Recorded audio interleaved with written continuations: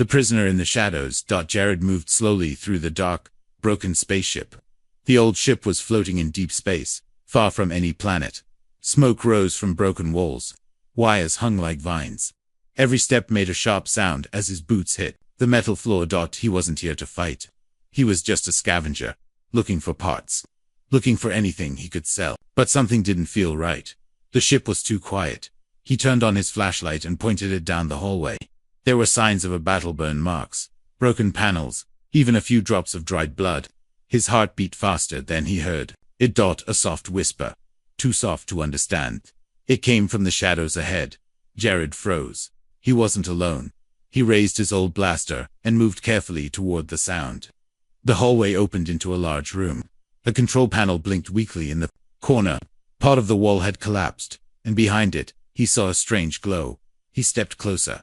Behind the broken wall was a cage, a glowing energy cage. And inside it, lying on the floor, was someone Jared's breath caught. It was a girl. No, not a human. Her skin was pale blue. Her hair was silver and tangled. She wore strange metal cuffs on her wrists. Her body was curled up, and she was shaking. Jared looked around. No guards. No sounds. Just her. He walked to the cage and spoke softly. Hey, can you hear me? She didn't answer. He knelt and looked closer. Her eyes were shut, but her lips moved slightly. She was whispering something, over and over. Jared checked the power lines on the cage. One wire was already damaged. He followed it to the wall and cut it with his tool. The energy flickered. He pulled the last cable, and the cage vanished with a pop.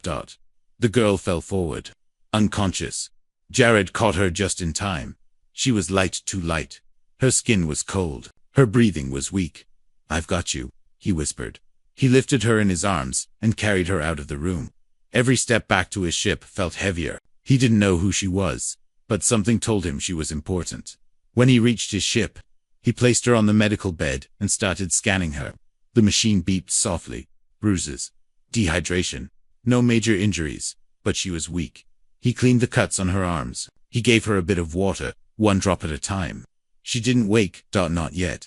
An hour passed. Then two. Finally, her eyes opened. Big golden eyes stared at him, full of fear. Jared took a step back. It's okay. You're safe now. She pushed herself away from him and hit the wall behind her. Her hands went to her neck, then her chest, like she was checking if she was still alive. I'm not your enemy, Jared said slowly. I found you. You were in a cage. She said something in another language. He didn't understand. He pointed at himself. Jared. She blinked. He said it again. Slower. Yared. She watched his lips, then copied Yared. He smiled. That's right. She looked unsure, but not as scared as before. She touched her chest and whispered, Trina. Your name. She nodded. Double quotes. Nice to meet you, Trina, Jared said. Her eyes moved to the window behind him. The stars were passing by. The ship had already left the broken warship, but her fear came back. Someone's after you, he guessed. She nodded quickly. Her hands trembled. Bounty hunters, he asked. She didn't know the word, but she pointed to the sky, then made a fist and shook it, like someone had hurt her. He understood. Jared sat beside the bed. I don't know who you are, but I promise, I won't let anyone hurt you. Trina looked at him for a long time. Her eyes searched his face. Then, slowly, she raised her hand. Her palm lit up. A small glowing mark appeared, shaped like a crown with stars around it. Jared's eyes widened. That was no normal girl.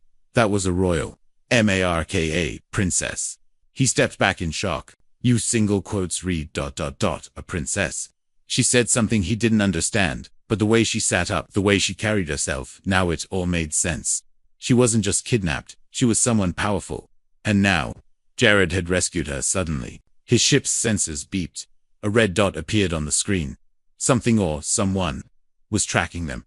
Jared looked at the unconscious princess and whispered, What have I gotten myself into? The red light on the screen blinked again. Jared stared at it. The scanner didn't lie. Someone had followed them through space. He didn't know who, but they were coming fast. He turned to the girl lying on the bed. Trina, the alien girl he had rescued. Her skin was glowing faintly, and her breathing was steady now. But that mark on her hand, the royal symbol, it kept flashing in his mind. He had saved a kidnapped alien princess, and now, someone wanted her back. Fast. Jared walked to the control panel. and punched in a few commands. He changed the ship's path, turning away from the trade lanes. They would go off-grid for now, through an asteroid belt. It was dangerous, but it was better than getting caught. The engines roared as the ship shifted direction. Behind him, he heard a small sound. He turned. Trina was awake. She sat up, her golden eyes wide and filled with worry. She looked around, then pointed to the blinking red light on the control screen. Jared nodded. Yeah, they're coming. She clenched her fists and whispered something in her language. Then she reached for him, touched his hand. She pulled it close to her own palm, and the royal mark appeared again. The crown with stars around it glowed brightly. Jared understood what she meant now. They're after you because of this. She nodded. Why would they do that to a princess? He asked. She looked down, silent. Then she raised her hand again and made a gesture like chains tightening around her wrist. Her eyes were full of pain. They didn't just kidnap you, Jared said slowly. They wanted to use you. Trina nodded again, then pointed at her chest, then made a shaking motion. Her lips moved, repeating one word. Jared listened. Thalen. Thal-An. He looked at her. Is that a name? She looked angry when he said it. She slammed her fist against the bed. Thalen, bad. Thalen is the one who took you, he asked. She nodded, eyes burning.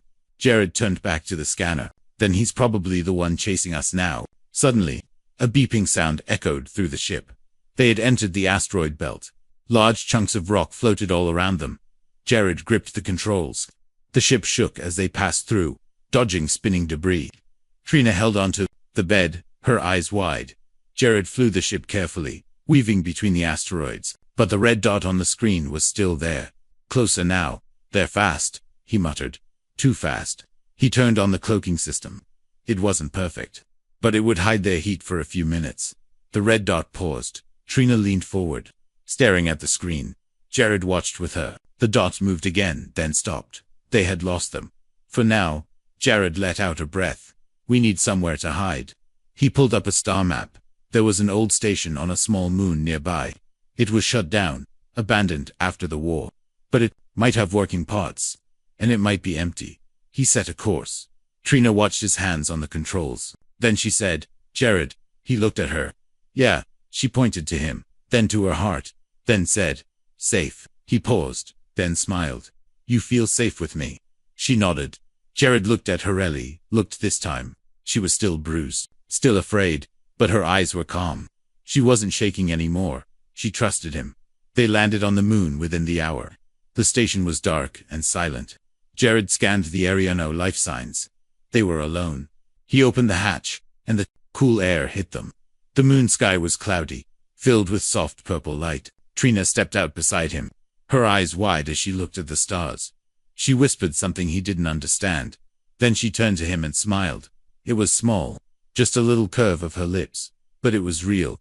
Inside the station, Jared found old supplies and working power cells. Trina explored carefully, touching old wires and machines. She seemed to understand how things worked. You know this tech? He asked. She nodded, then spoke slowly. My people, builders, engineers. She smiled. Yes. Jared stared at her. She wasn't just a royal, she was smart too. They worked together for hours, fixing a power unit and sealing the doors. Jared watched her move. She was graceful, focused. Every time she looked at him, she gave a tiny smile, and every time, he felt something stir in his chest. That night, as they sat near the small heater, Trina looked at the stars through a crack in the wall. Then she spoke. One day, home. He nodded. I'll help you get there. She turned, her eyes to him, soft, grateful. Then she reached for his hand and held it. Just for a moment. Jared didn't pull away. Jared woke to a sharp noise. The warning alarm was flashing red on the wall. He jumped from his sleep and rushed to the control panel. Outside, in the dark sky of the moon, 2 ships were descending fast and silent. They had found them. He ran to the back room. Trina, we have to go. She was already standing, fully awake, holding a small case of tools, and one of the station's old energy packs. Her eyes locked with his. No panic, just trust. Jared grabbed her hand and pulled her toward the ship. The ground shook as the enemy ships landed nearby. The engines of their ship roared to life. Metal doors slammed shut behind them. Jared hit the controls. Hold tight, he said. The ship rose quickly into the air, shaking from the blast. Behind them, the station exploded in a fireball. The enemy had fired missiles. Trina looked back through the window, eyes wide. Jared held the controls steady, dodging debris. "They're not playing around," he said. As soon as they cleared the moon's gravity, the chase began. The radar showed 2 ships following them. One was small and fast. The other was large, heavy firepower. Jared didn't have weapons strong enough to fight. His only choice was speed. He pushed the engines harder, the ship vibrating with the force. Stars flew past in streaks. Trina moved beside him, watching the radar. "They won't stop," she whispered. "I know," he said suddenly. The small enemy ship fired. A red beam shot past their side, burning part of the engine casing. Jared cursed. "They're locking on." He pulled the ship down sharply, spinning into a dive through a meteor stream. Rocks flew past them. One slammed into the hull, but the ship held. Trina gripped the seat, her knuckles white. "We're gonna shake them," Jared said. "But I need help." She looked at him, then stood up and moved to the console. Her fingers moved fast across the controls. Alien symbols lit up. "You can read this?" he asked. "Yes," she said. "Give me power to rear thrusters." He did. She rerouted energy, boosting their speed. Then she tapped another button, releasing scrap metal from the back of the ship. The enemy beam hit the scrap instead of the engine. "That's genius," Jared said. She smiled slightly. "I was trained, before they took me." The ship flew, faster now, cutting between giant space rocks. The second enemy ship stayed behind, but the fast one kept closing in. Then the signal blinked. Another ship had entered the area. Jared looked at Trina. "Friend or enemy?" She stared at the signal. Her face grew pale. "Fallon," she whispered. "His mark." Jared's jaw clenched. "The leader who took you." She nodded. "He wants to use me, for control." Jared pushed the ship even harder, but now 3 ships were after them. "We need to jump," he said. "Deep space," Trina pointed to a set of coordinates. "There. It's empty. No colonies. No patrols." "Perfect," Jared said. He entered the jump command. The ship began to hum, charging power. But it needed 20 seconds to complete the jump. Outside, the enemy ships were closing in. "Come on," Jared whispered. "Just a little more." A missile fired. It hit the backshield. Sparks flew across the ship's cabin. 10 seconds left. Trina took a deep breath, walked to the back, and connected to loose wires by hand. Electricity jumped, but the ship stabilized. She yelled, "Jump ready." Jared slammed the command. A blinding flash surrounded them. The stars twisted. Silence. Then ... They were gone. The ship flew into deep space, far from any system. Jared checked the radar. No signals, just silence. He fell back in the chair. "We made it." Trina leaned against the wall. Her hand burned from the wires, but her face calm. "Okay?" he asked. She nodded. "You saved me." He looked at her. "You helped save us both." She smiled softly, then winced. Her hand was burned worse than he thought. "Let me see that," Jared said, walking over. She sat down, and he gently wrapped her hand in a cooling patch. "You're tough," he said. She looked into his eyes. "I trust you." Jared paused. He wasn't used to words like that. Not from anyone. "I'm not a hero," he said. "I just couldn't leave you there." "You didn't have to help," she whispered, "but you did." He sat down beside her. For a moment, the stars outside seemed still. Then she surprised him. She leaned her head on his shoulder. He didn't move. He let her rest there. 2 strangers, now bound by a wild chase across stars. And in that quiet moment, Jared realized something. He wasn't running just to escape. He was running to protect someone who had become more than a mission. The air smelled sweet and green. Jared stepped down onto the surface of a small jungle moon, hidden deep in a system no one visited anymore. The sky above was pale red, and strange blue trees swayed in a slow, silent wind. He looked back. Trina followed behind him, walking carefully. Her injured hand was wrapped in cloth, and her silver hair was tied back with one of Jared's old rags. She had not said much since the jump, but her eyes were always watching, always thinking. "This place is quiet," Jared said. "No signals, no heat trails, no satellites. We should be safe here." Trina looked up. Her eyes scanned the sky, then closed. She stood still and listened. After a few seconds, she nodded. "Safe." They found a rocky cave, not far from a stream. The entrance was hidden by hanging plants. Inside it was dry and cool. Jared brought down supplies from the ship and started setting up a camp. He lit a small fire using a portable core. Trina watched him closely, like she was learning. Each movement. You ever build a fire before? Jared asked. She tilted her head.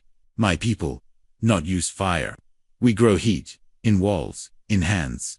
Jared raised an eyebrow. In hands. She held out her palm, and focused. A faint warmth grew under her skin, glowing blue. That's pretty cool, he said. She smiled just a little, but it was the first time he paused for a second. That smile stayed in his mind.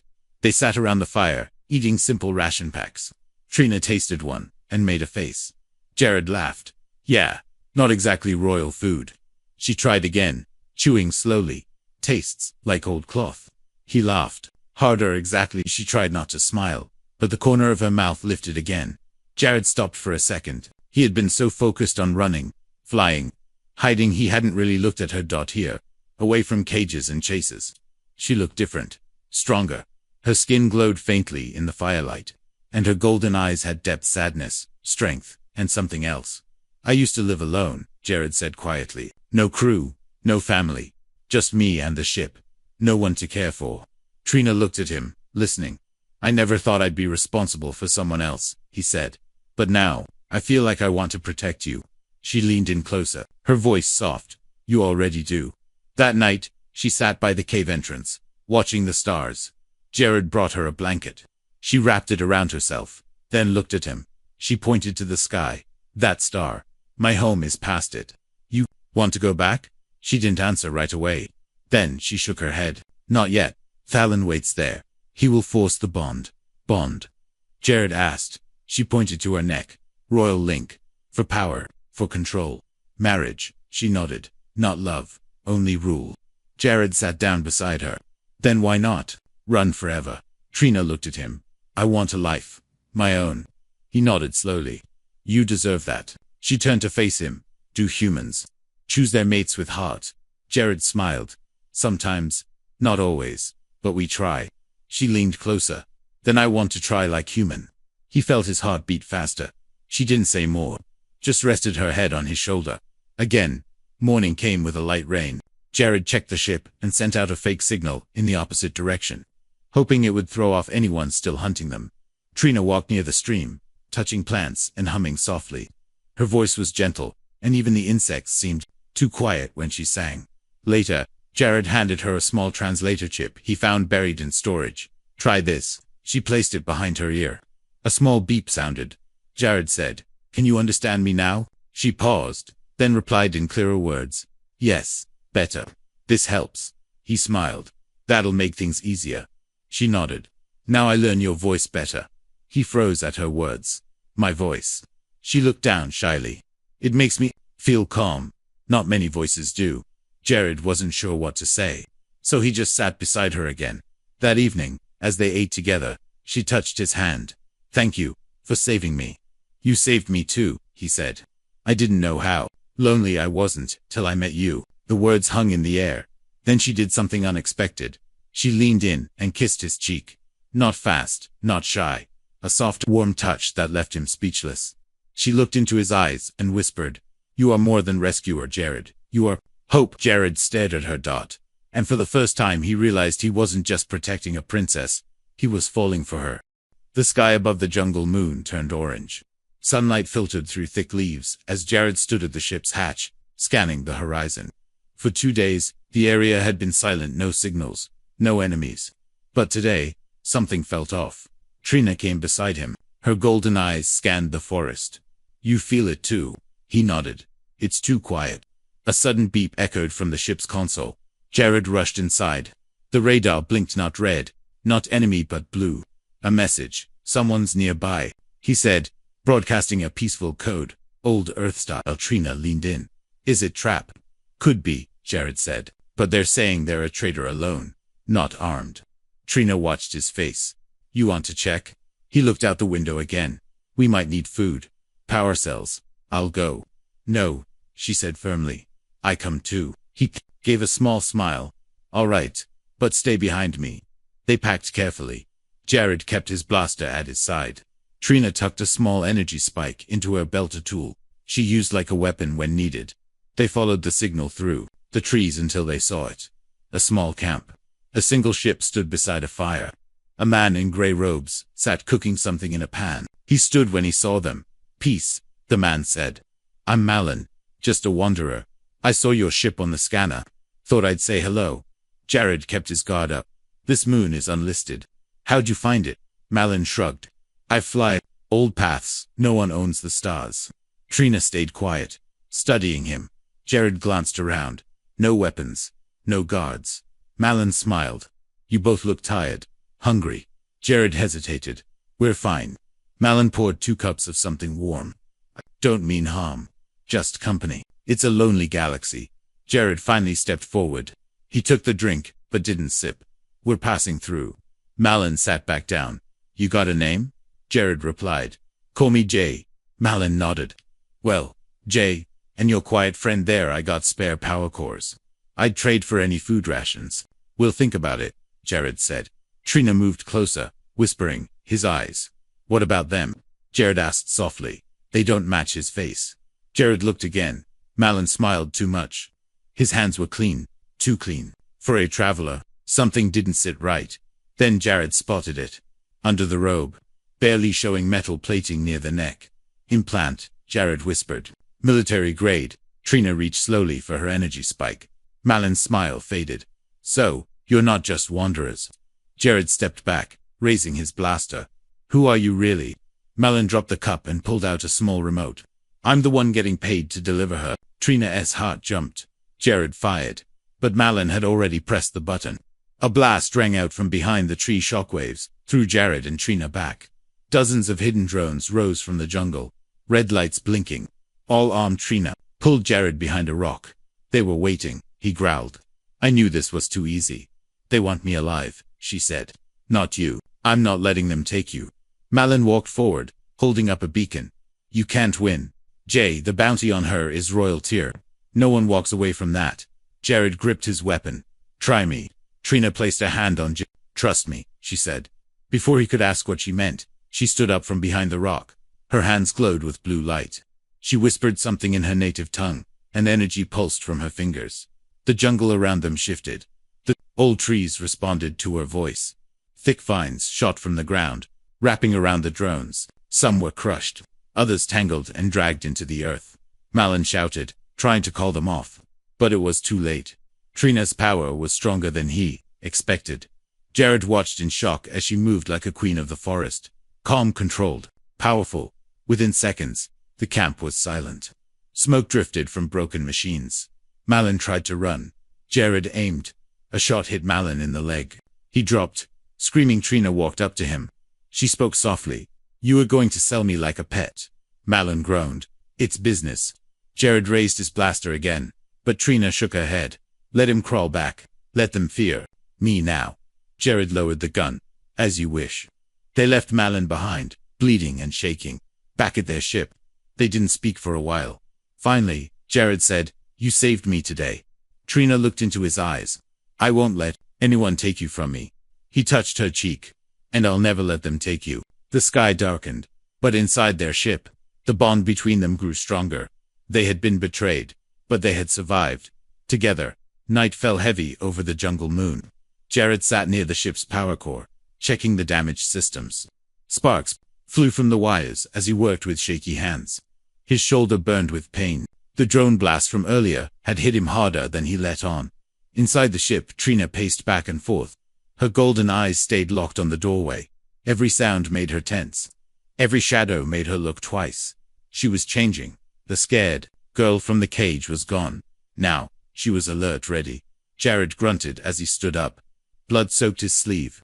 He walked inside, his face pale. Trina rushed to him.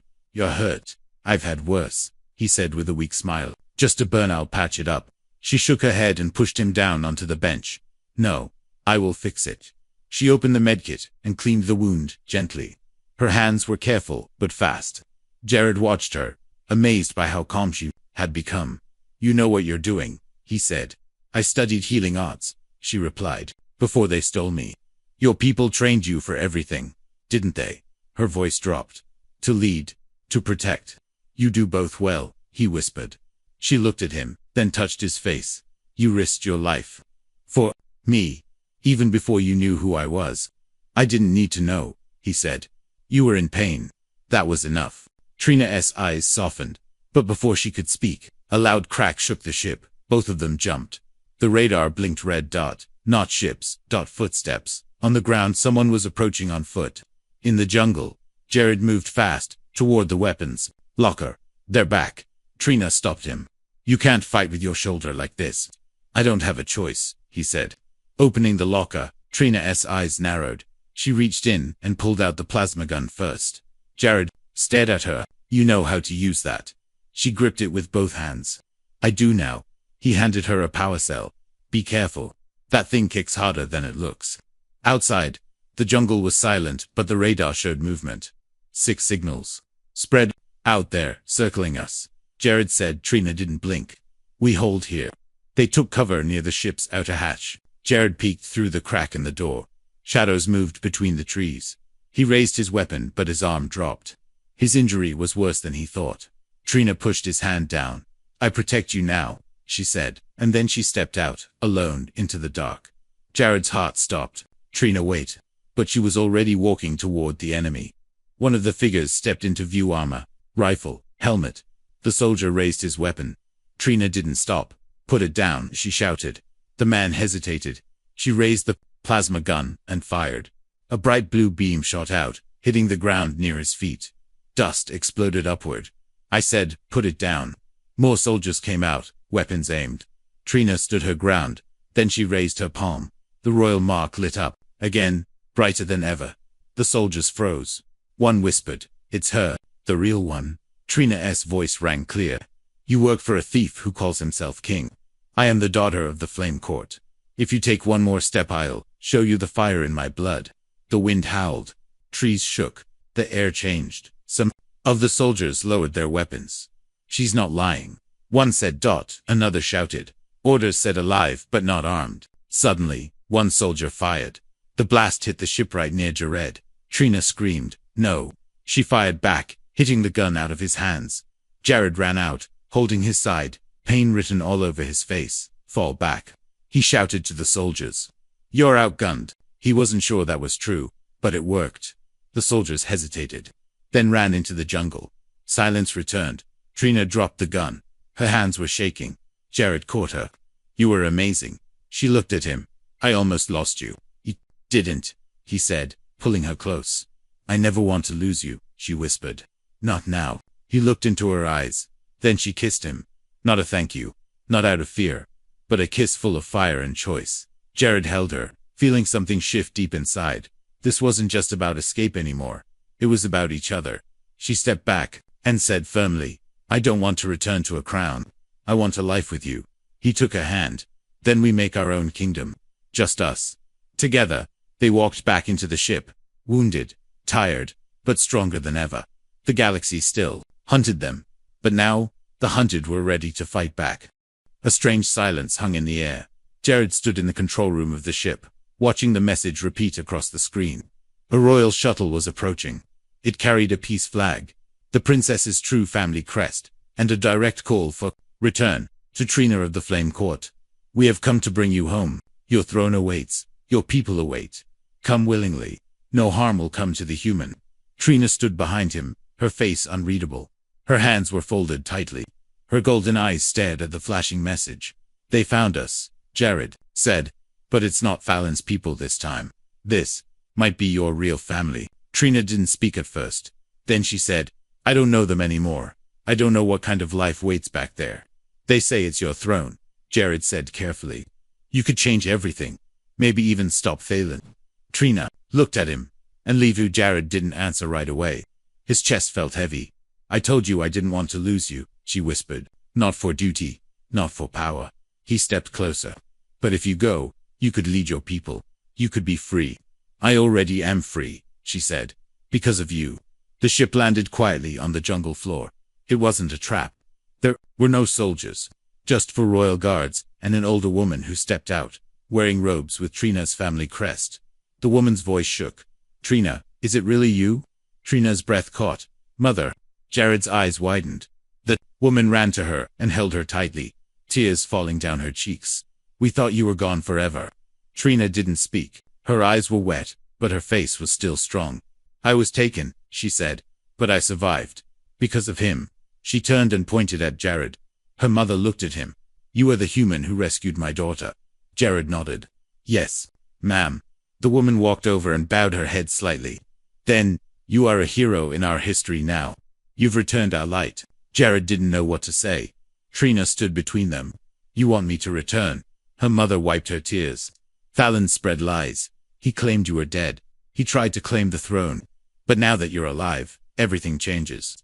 Trina said if I return as myself, not as someone's bride. Not as someone's tool. Of course, her mother said. You choose your path now. Trina turned to Jared. Her voice trembled for the first time in days. Will you come with me? Jared blinked. To your world. To my life. He took a breath. I'm not royal, he said. I'm not from your stars. I'm just a pilot who didn't look away when I saw someone in pain. Trina stepped closer. But you gave me more than freedom. You gave me love. She touched her royal mark. Then she lifted Jared's hand and placed it over her heart. I choose your... Her mother's eyes widened. The royal bond. She asked softly. Trina nodded. Not for power, for heart. Jared stared at her. Are you sure? She smiled. I'm not afraid anymore. The royal guard stepped forward. One of them spoke. If she declares the bond, he becomes consort partner to the crown. I didn't ask for a crown, Jared said. Trina whispered. You didn't need one. You already have my heart. And then, right there under the red jungle sky, Trina spoke the royal words. Her voice was clear, strong, filled with purpose. I, Trina, of the Flame Court, bind my soul to this human Jared of Earth. Not by law, not by duty, but by choice. The crest on her hand lit up and spread to his. A matching mark burned softly on Jared's palm. He winced. Okay. That tingled. Trina laughed. Her first real laugh. Her mother bowed to both of them. Come home. Let the stars see what true unity looks like. As they walked toward the shuttle, Jared looked back one last time at the old ship. The jungle, the fire, the hiding. This chapter was over. A new one was starting. And this time, they weren't running, they were rising together.